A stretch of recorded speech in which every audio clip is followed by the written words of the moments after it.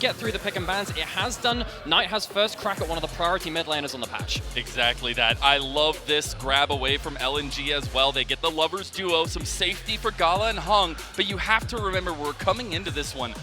We talked about the stories writing themselves. JDG are trying to put another brick into the road, while LNG are in their first finals ever as an organization. We'll see that Jayce priority be super prevalent for JDG, and maybe as this series comes out as a whole, we do see Ruler's classic Aphelios locked in. You can see that the Maokai is being hovered by Kanavi. We expect that to come through with the likes of the Jayce. It helps you buy space for that long-range backline. Of course, you got the Aphelios too, another long-range kind of artillery bot. When he has the right old weapons for that ultimate, he can throw forwards that flamethrower ult at the right time. Wouldn't surprise me to have that locked in now. But on the other side, you know, the desk were really highlighting what the jungle champion pool can come through this. Tarzan has had some different picks come into there. He even showed a game with a Skarner at some point. Now we're going to see it in this game, but there's some flexibility there. They've already locked in their spot lane duo though, which means that they have a choice now. You're going to lock in a priority mid lane or a priority jungle. Tristan has been passed up, interestingly enough. Yeah, I'm really interested that Tristan has even made it this far into it. We actually just get the insta-lock Neeko for LNG in that third slot going into the second phase of bans. Okay, so already you can see the difference in these compositions, right? You've got Knight and Ruler playing very high damage champions if they can stay safe from the initial engage. Now that engage they need to stay safe from is Scout on Neeko, who has absolutely destroyed some playoff series before on this champion, and then of course Hung on the Rakan. I think Hung has been the ultimate wingman for his team. He's rarely the main character, but when he is on the engage threat as well, he plays secondary engage and allows Scout to play even better because both of them are threatening the same targets and removing those defensive capabilities. And that is so important in this one. I feel like LNG are definitely the underdogs in this series as a whole. They don't feel it. We heard a lot of confidence through the players themselves. We even heard confidence through Poppy, their head coach, not afraid to draft some spice against But we do have to look at the second phase of bans. We got the Melio ban, which is a nice one. We get the Ornn banned away from 369. Not going to have the tank today in game number 1.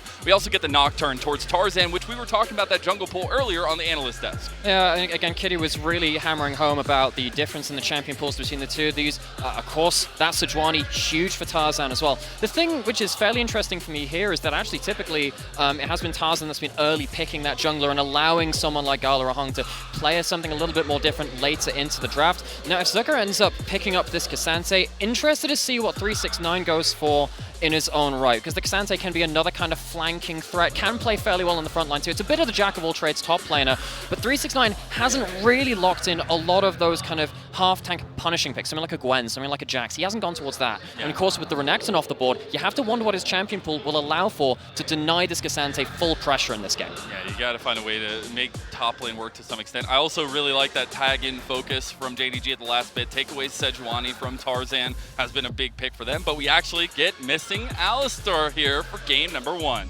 Okay, so Aphelios Alistar can be threatened a little bit by the Rakan in lane. Rakan as a duo incredibly potent in the 2v2, but you get to the late game, you survive that laning phase. Missing is going to have a very important job of holding the door shut against those engaged threats, which we highlighted earlier. Poppy doing exactly the same thing from the top lane for 369. We hadn't seen this champion from him before this point. That was actually more of the shy pick. Invincible in NIP as well. Picked up this champion a lot. Putting that into Ksante, there's a lot of dashes you can stop from him. Decent laning phase. Everything about JDG's comp is protecting the long-range backline from the huge engage coming from LNG. Isn't that the bread and butter, though? I mean, you got such good control from JDG around objectives. They have a Ruler, they have Knight. Those are two guns you'd want on your side anytime here. But I do love the pickup of the Wukong for Tarzan, because I feel like it gives him a lot of skirmishing pressure, but also some beautiful setup of the team fight with this Wombo combo they've gotten for LNG. And something like a Wukong can suffer when he's like the only front foot engage, where he's running forward into the enemy team. But when you've got Ksante helping you out, Scout threatening from another angle, and of course Hung as well on the Rakan, all of these champions, if they are coordinated, are going to throw up a lot of arrayed engage that JDG need to protect. There are so many angles they need to cover to protect Knight and Ruler. And I think the protection of those key carries, wanting to have some control around objectives, wanting to make sure they keep safety for Knight and Ruler, where on the other side for LNG, they are looking for Wombo combos, they are looking for length of engage, and game number 1 of the Summer Grand Finals is kicking off. It's JDG on the road to glory, and it's LNG for the first time in a Grand Finals. Let's kick it and let those gyos ring. It is a special experience to hear that in arena, in person. You see the crowd on your screens there. we have turned out in force today in Xi'an to watch these two teams potentially take home for themselves that Silver Dragon Cup. We have themselves a 5-man fan at level 1. I think in terms of this early game, you are really looking, as you always do with LNG, to see if you can get a pick off with something like Tarzan and Scout working together. And then I think the 2v2 can potentially have some fireworks as well. Yeah, I would like to see some early proactivity. I think JDG are much more in a comfortable boat. They are fine with joining objectives if LNG have already started. We've seen the strength of the Jayce and Maokai rampant through the LPL, but also competitive as a whole. I am just very curious that we get a Game 1 Scout Neeko here. We saw the plays and the replays, all the lead up to this, how strong he has been on this one, but it's going to require a big combo and execution as well. And the bonus of having something like the Neeko is that, I mean, for most of this year, the Neeko would have been an Annie instead, something like that. It's an engaged threat from the mid lane. It threatens a backline. The thing is, it's not like you can't protect a backline. Something like that Alistar or Poppy, they can really make it difficult for Neeko to find those consistent flanks. You need to find those key moments. That's going to come through vision control. It's going to be a whole team effort to make sure that Scout can find the backline. And if Scout can find the backline, they die quickly. Big problem for JDG as a whole. I do want to focus. We've talked so much about Knight and Scout. I think another close point for me is the fact that Ruler is a dominant ADC in his first splash into the LPL. In his first year, he's looking at back-to-back titles. Where on the other side, Gala himself has been trying to rebuild his legacy on this LNG roster as the new gun. And it feels so unfair when you're facing a player like Ruler because you just don't think that anyone can outplay the situations that he does. Typically, the way that LPL teams have dealt with Ruler is by smashing him so hard in lane early, throwing all resources down towards bot lane, that he doesn't have the stats and items to outplay big team fights later on, because you know that he will consistently do that. When you have someone like Gala, you can at least kind of go blow for blow in a lot of those team fights in those laning phases, but there is no player that does it quite like Ruler in the LPL right now. There really isn't. I'm just glad that he doesn't have Xayah for game number 1. This man has been a menace on that pick, but he does have his Aphelios, and we saw how many 200 years moments he's had. He did get a pentakill. He did get a pentakill, and you know, that's not too bad, not too bad. I love it though, because I think we talk about these big names. For me, the biggest name that has been kind of coming up in playoffs has been Zika up here in the top lane, and his matchup against 369 actually has a lot of importance in this series as a whole. I love that you mentioned that, because I think for me, Zika, though he might not be the star player, as Engage comes in bot lane, not going to lead to anything, but Zika has been the most improved player from spring to summer. You stop in with playoffs last time around, LNG went out very, very early. They lost to OMG, and a lot of that was because Zika got massively gapped by Shanji in that series. Yep. This summer, he has had an absolute fire lit under him, and he has been playing like a man evolved, really. He's been so important for his team. He's looking to take advantage of 369 champion pool too. He wants to bring out the Fioras and the likes as well, get some aggression. I do want to check in on the jungle pathing here. We did get kind of separated starts here for both of them, but we actually have a little bit of presence from Kanavi up towards top side, hovering between the lanes. We actually look like Tarzan might have gotten a little bit of something. Tarzan just making sure, this is something that you can see quite commonly with junglers, like after the end of one of their clears, you can go recall in the enemy jungle, put down a late ward, and it'll give you that extra information to act accordingly afterwards.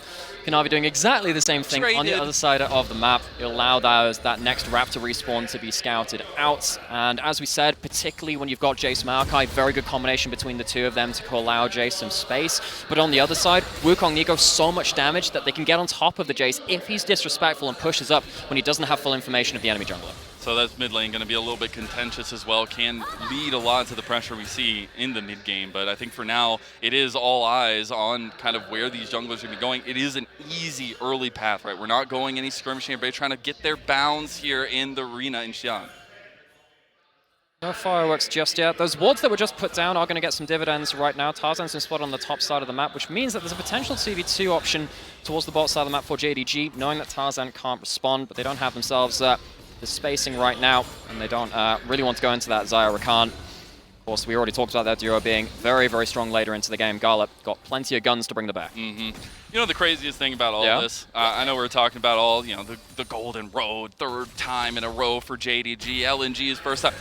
LNG still have not beat this team since summer 2021. It feels bad, man. Like, they were so close in their previous series, going all 5 games with our titans of the LPL. They weren't able to find that win, and you know that's got to be hanging over them. No time like the present, I suppose. No time like the finals. This is the time to do it, right? They should have, by all means, won the series versus JDG the first time they met up 3-1. They didn't quite end up that way. Hard trades in this mid lane. Knight controlling the push right now. We've Got, of course, the Herald coming up sooner rather than later. What we're really going to see now is seeing how the lane push can buy the next reset, which will allow these teams a better entrance towards that Herald. That might be our first big fight of the game, because it'll allow you to get some chunks out of these towers, where we've basically seen none so far. It's been a very slow early game between the two teams. And that's what I want to talk about a little bit, because when you see this Maokai Jayce combo, it's obvious that you are very confident, you want to control objectives, or you can influence objectives a lot. Where I was saying the Wombo combo for LNG maybe makes it a little bit more difficult on the execution end, but it's something where I feel like if they get early objectives, they can really start stacking themselves up. Tarzan puts a ward over the wall. Of course, Dragon being up at the same time, we haven't seen early Dragon taken. That maybe means we get an objective trade between the two of them, but neither team really prioritizing one over the other right now. And you're right, there is a bit of hesitancy, and I don't think that's mistaken, right? Because you really don't want to give the first kills of the Grand Finals up so easily. You want it to be well considered. LNG putting down good vision, which will allow them to go towards that Dragon first, and that will, of course, at this timestamp, allow them to reset and potentially get towards Herald too. That's exactly what I wanted to bring up as well. Oh, we're on the same page. Yeah, it's crazy. How's some synergy there? I think getting this reset timer is going to be super important. Obviously, they were able to get a contestation over both objectives would be huge for them, because it sets them up for that later part of the game. So we were talking a little bit about those resets coming through. Gala and Hung using the double recall with the xayah Rakan to just buy an extra couple of seconds or two. At this point in the game, it does mean quite a lot. Early game rotations are measured in those just few remaining seconds. We haven't really seen any blowout laning leads coming through just yet. You can see that ruler and missing. What they've done is they've built up a slow wave in this bot side, which will allow them to put a load of minions into the enemy turret, which means that if there is anything on the top side of the map which comes a-brewing, ruler and missing can kind of guarantee that Gala will have to be bot side farming while that happens. I still think we've got some like hidden guns being unearthed in the bot lane right now. Oh, is it like Aphelios' hidden 6th gun? Yeah, maybe which color would it like be? Ooh, orange? Orange? That'd be, well, no, that's too close to red. Maybe. We'll have to come back to that one. But I want to come back to this bottom lane, because I think it's super interesting how much relies on both Gala and Ruler for their teams once we pass that 25-minute mark. It does, and they've got champions which really embody that as well. Kanavi doing what he does really well, which is when he has pushing lanes, he goes into the enemy jungle and denies a lot of that jungle farm as well. So we're seeing kind of the... They're moving up. Yeah, we are seeing kind of the culmination of these early game pushes and building up and stuff like that. See that ruler and missing, they're not going to be here towards this top side at the same time. See that ruler's been left alone in bot side. JDG, they're not angling for a fight here. They're looking to delay LNG and get ruler some plates bot side. Yeah, if they can get a couple plates his way, that would be huge. Also, 369 on the pop, be able to provide a lot of pressure up here. But all the LNG members have made the trek. Gala going back down to the bottom side. 369 is going to burn his flash. And that is the Rift Herald. Actually, maybe contested still, as it's not Tarzan that gets knocked out of there. It will end up being that Rift Herald actually re-engaged on by JDG rather, and they get the Nature's Grasp in there. They're following up. There's the big pop blossom, and you got a big wombo there for LNG. They can't get the fight though. Who's gonna go down first blood? It looks like it might just be Zika. He gets out with a nice little flash, and it's traded back and forth. First blood goes over, but it is chaos with a triple knock up there. It's JDG that end up taking 2 for 2 in a crazy fight around Rift Herald. And the golden left hand gets 2 for himself. Lots of gold into both carries of JDG, because Ruler gets 3 plates down in the spot lane turret as well. I think that's going to be the difference maker. LNG, yeah, they walk away with that Herald. That'll get them some gold back in the long run. But as soon as Gala showed bot side, JDG knew that they could win on both sides of the map. We're going to see that in the replay here as well, because what the real key thing here is that at this moment, JDG, they're playing delaying, which is why 369 very quick to flash out, but he's just trying to be a nuisance. The way this changes is when, look at the minimap down here. Xayah's going to show in this bot lane, and that'll be the go button for JDG. They're playing safe right now, safe, safe, safe. They see Xayah, they go in, Hung's out of the fight here as well, and that's when they have the go button, and they're just about to win it out, even though it's close run stuff. The fact that the gold printing machine got 2 kills and his Midas touch is starting to work alive here is Maybe that's incredible. what they mean by the golden left hand. It's yeah, gold print. Yeah, just make sure it's not the curse. But the 2-0 on the Jayce, I think, will be absolutely huge. This little knock up there, I love that Hung is able to pull something back from it to make it that 2 for 2. But the real fact of the matter is, 2 kills on the night enables JDG so much. Thing is, though, you look at the gold at the top of the screen, and it is fairly even as far as it goes. I'd imagine a bit of that is going to be on Zika's Ksante with a couple of assists, and then also the CS lead starting to be built up a little bit. So it's not like the whole team's ahead from JDG, but of course, gold leads at the top of the screen can be a little bit misleading. As we said, the Jayce, if he is ever safe in a team fight, he does so much damage. Yeah. So this is now going to be, again, really in the spotlight. The two compositions interacting in the way that LNG, they want to kill the Jayce. JDG, if that doesn't happen, they win the team fights. I do want to keep focusing, though, on where this next move for LNG is going to be. They have the Rift Herald for Tarzan. They want to try to get either some gold into Scout or into Gala, I feel. They're definitely going to attempt to, but the question is, well, how are they going to be able to do that? Because JDG, they're doing a good job of kind of connecting up with Kanavi and the lanes right now to kind of get the lane control that they want, make sure that they're safe farming, and that Kanavi can get some decent vision down as well. We've seen vision kind of being traded across both sides of the map right now. LNG a little bit more towards the bot side. JDG surviving more towards the top. Knight is collapsing onto Zika. He has he's ult. got the all out. It doesn't go all the way, and Zika, it flashes quickly over the wall to get out. What a frustrating champion. That does buy LNG some time to go towards mid lane. It's a failed attempt towards topside. It's only a flash taken. And because JDG moved their players towards topside, Herald goes in. And how right is it to just give Scout some gold? I think you've had such incredible carry performances from this guy. He didn't have, I would say, the biggest splash in spring when he joined LNG, but this split itself has been incredible. Well, not in playoffs. In regular season, Scout was the Scout that we know him in summer as well, but it really didn't quite end up in this kind of performance towards the finals. Ignite dropped. That is the Ignite. The Ruler should be able to get out. How's that Graviton ready to go? So no further engage. Will be that Summoner Spell burn.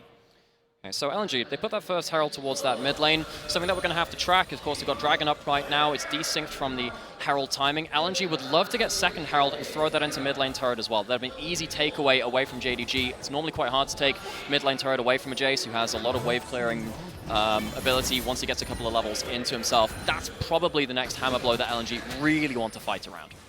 See if the hammer comes their way, though, with the Jayce, if he ever makes it down this way. It looks like we got that preemptive engage here.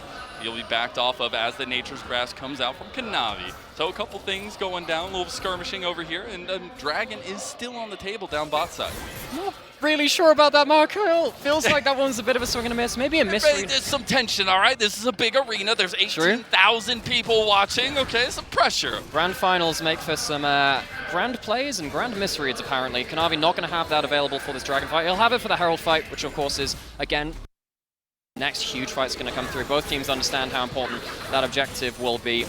So LNG walk away with another neutral objective in the game, 100% control over those in game one. And that is the important thing, because I wanted to see them stacking up for themselves, make sure that they can have gold in their pocket to attack this double carry composition from JDG, because that was the whole shtick. It was just trying to defend both Knight and Ruler as best as possible with the rest of the composition. I love how both teams just completely all-in on that style as well. We saw from the first three picks, it's like, JDG probably want to play around some long range, play defensively. They already have the Maokai Jayce involved, right? LNG was just sat there like, okay, we'll try and find some aggressive plays. 369. You got the Hex Gates, but you ain't nowhere near it. I wonder if they're going to let him take this one, but he just walks his way out. I will highlight, though, we have some Mythics coming online pretty much across the board here as well. No better time for that as well, because, of course, look at that timer on the top right-hand part of your screen. Herald's coming up in 50 seconds. Hex Gates actually matter quite a lot when they're spawned this early into the game, because they mean those rotations, which we've talked a lot about, they happen that much quicker, and it means that everyone can be available for this next fight, which again, we've said, it's very important for LNG to break up in the mid lane turret if at all possible. Yeah, I mean, they would get a second Rift Herald, they would just have full neutral objective control. But the question is, when does JDG start waking up with this composition? When do they start aggressing over these objectives as well? Okay, some important considerations. It's actually not going to be the AD carries both down in this bot lane. It's going to be Scout and Knight. They have teleports, so they can enjoy those fights themselves. LNG, they're probably looking for their first big team fight flanks of the game. There are some wards into the enemy jungle. That might be what decides their offensive angles against JDG. As it stands, you can see that Missing is recalling away from the Herald right now, but again, the resets are quicker because of those Hex Gates. He can be right back on the map as soon as JDG needs it. The fluidity of movement that LNG have is going to be a huge card for them to play. We actually already see them starting up this Rift Herald. This is 100% objective control if they take it, but they realize that JDG are right there, and with those compositions coming online, the TPs abound. Missing's gonna pop the quickness, no, or actually try to go in rather. It's a nice little feather storm here from Gala. I don't know if he can pull it back enough though. They engage back onto the back line. Kanavi gets ripped apart, but the Moonlight Vigil comes through as well. It is Ruler who is untouched, and every time that happens, he will decimate your team. That is a 1-for-1, but the biggest importance is Kanavi is gone. What can we say? JDG understood the assignment. They win the fight around that second Herald, which LNG desperately wanted. That would have been a free ticket towards mid lane out of turret. So the victory from this is, of course, more gold into the carries pockets of JDG. Knight walks away with another kill, and they're also going to walk away with the denial of the mid lane turret. Easy take from 2 Heralds from LNG. And Ruler has the Rift Herald, so you know, he can make sure he gets the gold, all right? We actually do got to take a replay of that one because it was chaotic as this series has been.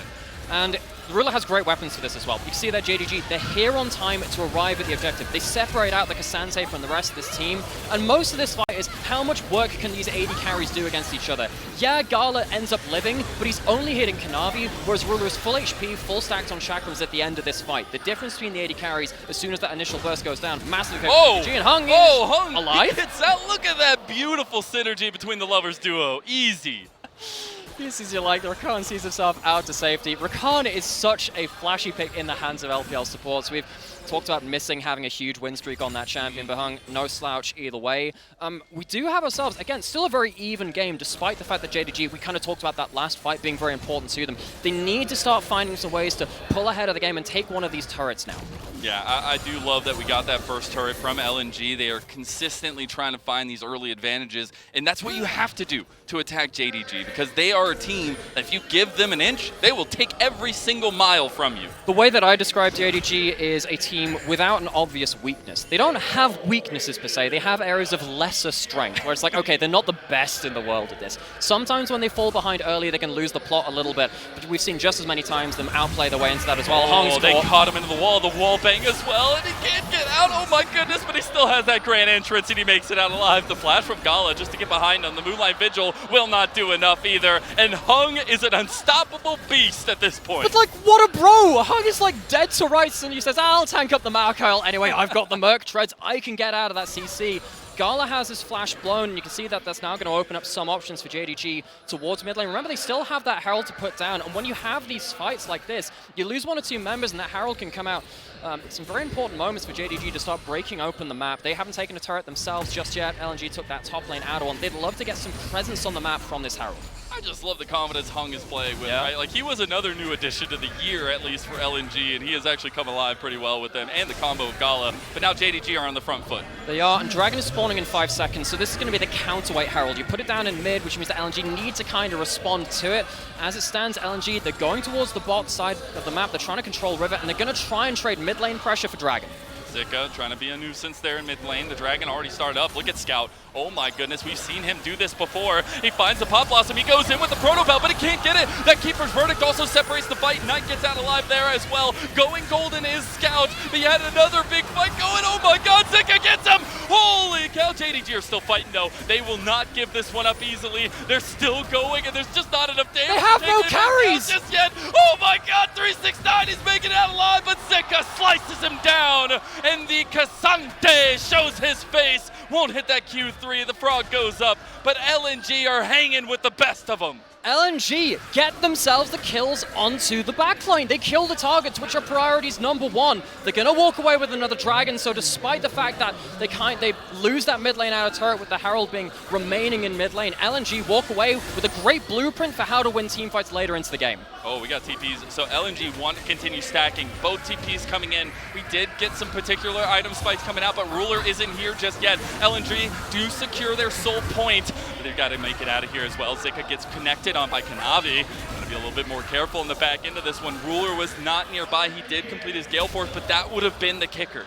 Suddenly, we go from talking about, JDG, they get the Herald, great moment for them. LNG are now on Hextech Soul Point, very early into the game. The way that they win this fight is through the angles we have talked about right the way from draft. Comes from vision control. Scout does all of his own work, goes through the sweeper, joins up with Zucker in the backline as well, and the 2 people that cannot afford to die from JDG get blitzed from the start of it. Knight does not get a chance to survive on the Jayce. Ruler, even with a pinpoint flash, not enough to survive the backline dive. And I feel like in all of these little skirmishes, Zika has had some incredibly proactive moments, and this guy has been shining on the playoff stage, it feels like, for LNG. And the reason it works out so well for LNG is that all of these engaged threats, they work at the same time. Everyone's angling towards it. We're into our first pause of the day. Of course. Which gives us a rare moment in the LPL, I've got to say, to actually take a breather. We had that last fight, which was a little bit hectic, went a little bit long. Every single fight has been hectic. Okay, that one was even more so. Again, there's a qualifier on top of this. LPL, we are no stranger to crazy as our game. It's our slogan. We like to live by that every so often.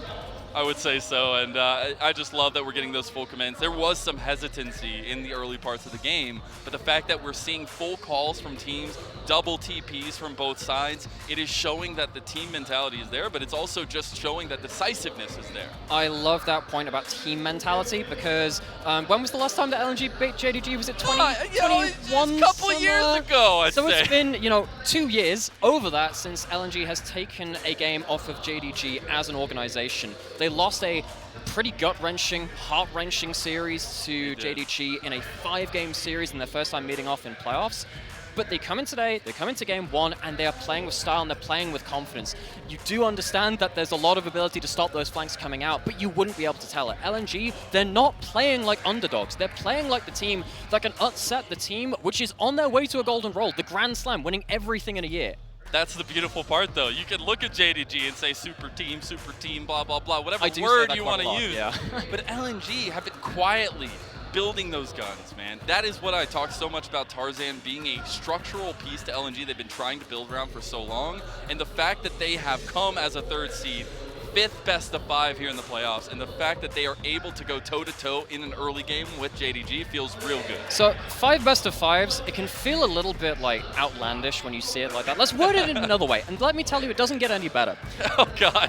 LNG have played 18 games in 7 days. 25th of July through to the 1st of August. They played 4 best of 5s. There were 2 best of 5s, which went to 5 games in a row, and then 2 which went to 4 after that. That is an entire regular season in other regions, played in 1 week, and yet they are still looking like they've got a full tank of gas in game 1. And that doesn't go away from the fact we had a 7-week regular season where teams were playing 2 or 3 best of 3s every single week. So it has been a gauntlet. It has been a grueling moment, but both teams are starting to feel warmed up in this. And as we get back into it, technical difficulties aside, we do get that second item completion coming up for majority members here. And we're going to get the 2-item spike coming in from Jayce. Importantly, if Knight gets to survive in a way that he didn't do in that last team fight, these fights are going to look very, very differently. So LNG, they're going to try and continue to stop that happening. Zika's getting unparalleled sideline access. That's important too. 50 CS leader, the Ksante of the Poppy. This was a counter matchup from 369. I think we have to check in with this. This is now bleeding gold across the map on the side of JDG. And we've seen Zika be monumental in those team fights too. Like a Ksante on your backline, you ain't got no protection. He's going to all out you out of the back window. So I think the fact that LNG have gotten this composition, but they're also relying a lot on Zika, is an important factor. In spring, in MSI, it really felt like 369 would just diff people on these kind of bruiser versus bruiser, tank versus tank matchups. He was by far the best team-fighting top laner in the world, it felt like. He showed that at MSI, but suddenly Zika comes into summer, and particularly this summer playoffs as well. And where he was a liability in spring, he is a real point of inspiration and strength in summer. This game as well, it's going to be very hard, again, for Knight and Ruler to survive another flanking threat with a ton of gold behind it.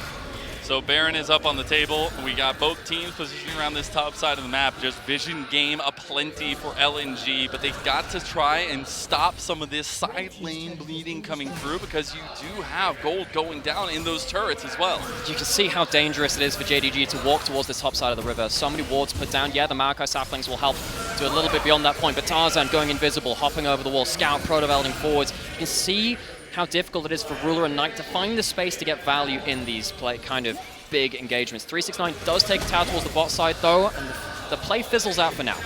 I want to check in as well, because we were talking so much earlier about how JDG are approaching these, right? They don't mind if LNG are starting objective first, because they have the power of poke at their side, where LNG are looking for those big wombo combos to get into these centered fish in a barrel type situations. Of course, what kind of benefits both sides, right, if they manage to control this, is vision, because the more vision you have, the more angles you have for LNG to catch out someone. We saw Scout do that around that Dragon in the big fight, which they ended up winning. But if you don't have that, JDG, they feel free, they feel safe to look for a second round of cooldowns, for a second Jayce shock blast, for more saplings to come out and take How OP are the saplings? They are very OP. Less than they used to be, and yet they still really hurt. Let me tell you, played enough Arena to play against more full AP Maokai coming out of the absolute woodwork. In this one, LNG need to be very careful again. Tarzan finding these angles. Oh, they might have actually found a little bit of an engage here on a missing. He is tanking it up with that Unbreakable. Here comes Scout around the angle. Again, he is always looking for backline access if he can find it. Okay, so that's one defensive tool from JDG gone. That's the Alistar ult. You've got the Poppy ult still. And try and catch it again. Again, Hung with that mobility will end up taking a nice chunk of damage, though. Both supports have to back away. To LNG, they've got themselves pushing the mid lane as it stands, and they are continuing to keep this vision control on the top side. That last fight basically happened because Missing was trying to get some wards down. LNG did not like the sound of that at all. We talked how important that is. LNG get themselves some deep wards now. Some into the enemy jungle. That might just be the teleport ward, which can end game one. JDG, again, we cannot say this more confidently. It is all about can LNG reach the backline, and those wards are going to help them an awful lot to do that. 40 seconds to kill a dragon. Same things that we've been saying in the last few minutes around the Baron, applied towards the bot side of the map, and potential soul for LNG. Yeah, everybody should have those 2 item spikes as well. Black Cleaver just completed for Tarzan. We're going to get some early skirmishing around it, though, but the most important thing is to have this set up preemptively. I'm wondering if this is a situation where LNG can feel a little bit more confident to go for a side map play. I don't think JDG will feel confident to push beyond their vision line, and they'd have to do that to get to the objective in the first place. So LNG feels like, again, you're absolutely right, feels like they have some extra versatility, some varied options to pull towards this next objective fight. 10 seconds till that goes down, but Scout is pushing top lane, Gala's pushing mid lane. LNG, they're taking the resources which are given freely across the map. Yeah, because they don't need to take this dragon. They've set themselves up for success, although Zika needs to be a little careful there. Luckily, the entire game plan from LNG was mobility. Bit agreed on trying to take that mid lane out of turret, which does survive from JDG, but now flash ult down from Zika. How much is that going to mean for JDG? They've taken some important cooldowns there. It feels like they're behind on the map, and they've definitely not been able to push over the river that easily. With those tools down, do they feel like they can go towards an objective themselves now? They might be able to, actually. I do like the fact that we're getting contest here coming through as well. TP coming in from Zika to make sure he is point and present. Everything available for LNG, but you've got to watch the setup. Okay, so again, the angles Hung on the flank this time. JDG trying to return. The Scout, they go in with Tarzan preemptively. The Nature's Grasp actually used. Look at Hung. Here comes the Bop Blossom from Scout. It's not going to be enough because nobody is there to follow him up. He goes golden, but this should just mean his life gone, and Knight snipes him down for the back line. But the real hero of that fight wasn't even on the screen. 369 on the Poppy has been so quiet, but the reason the flank can't work is that the door is held shut on the other side of the fight by the Poppy. And you know what? It's very easy to tell who wins these fights. Knight and Ruler survive, and because of this, you're going to deny that soul point early from LNG. You're going to buy yourself some more time in this game from JDG. I love it too, because we are headed towards the ADC apocalypse here. Yeah. It is going to be all down to Gala and Ruler when we get into these big team fights, when we get into decisive moments, and a decisive moment for JDG to start the Baron. LNG, they've lost a lot of ultimates in that last fight. They didn't even win. This is an important moment. Baron being shredded. Hung is going there as well, about 3,000 health. He's in the pit though, he can't get it. Moonlight Vigil onto multiple members, and the Baron goes over to JDG. You've got moving forward Ruler. He's got the ever damage you could ever ask for, and LNG are getting wiped off a Summoner's Rift. Scouting can't even find the combo, and Ruler pumps in the damage. LNG make like one small mistake around the bot side of the map. They flub and engage, they use too many tools, and JDG clap back in force. They are the best team at understanding when a mistake has been made and punishing you for it in the entire LPL right now. They get Baron, they start pushing in turrets, and that gold lead we said, which was in the favor of LNG, the entirety of this game is now firmly in JDG's favor. Again, you give them an inch, they take every single mile away from you. 5 kills now on Knight, but more importantly, you're starting to see the influence from Ruler. This is really where the game turns, right? I'm glad that the replay goes back to this point, because look at the Maokai ult and how everything on the top side of the fight is completely denying the extra engaged threats from going onto someone like Knight. Knight does not have a lot of HP left at the end of this. If there was one more person from LNG that finds the way to join that one more combo, the Jayce goes down, a lot of the damage goes with it. That means that after this point, you failed one engage, you've lost your resources already, and that threat you had onto Knight and Ruler before is non-existent in the second fight. 369 with the expert denial. This Poppy pick, it might have not been good early, but it is coming in so clutch right now. It turns out he really doesn't care about winning lane on this champion. Doesn't have to. Didn't have to. Again, you see it now. He's still at a 20 CS deficit. That was 50 before, but it just doesn't give a monkeys. 2 items now. The rest of the team going beyond that. He still doesn't have that many resources, but he's doing his job so excellently. And we got to check back in on the state of things. There are a base in tatters for LNG, but more Scout? Scout trying to find the engage. He can't do it. Going back in, and you can't step to Ruler if you know you're not going to get him. They go for the big engage. He goes golden, though. He is surviving so much. He's buying so much time, and he's still staying alive. This happens every single time Ruler hits the Rift. You try so hard to go for the king, but you can't get him, and JDG rip you apart. LNG have nothing left here, and it's JDG looking at their first Nexus kill of the Grand Finals. No other player in the LPL could survive a situation like that. Ruler is in fine form as JDG march towards the Nexus. This man has dominated the LPL since his first game. He got a pentakill in spring in his debut match, and he is making his name known in game number 1 of the Grand Finals. JDG, the Titans of the LPL, will take game 1. It feels so unfair playing against players like Knight and Ruler. You catch out Knight and Ruler in one team fight around Dragon. Sure, do that another 5 times. That's how you got to beat this team. Ruler, you cannot allow him gold stats and items to outplay these fights because he routinely punishes you for one small miss.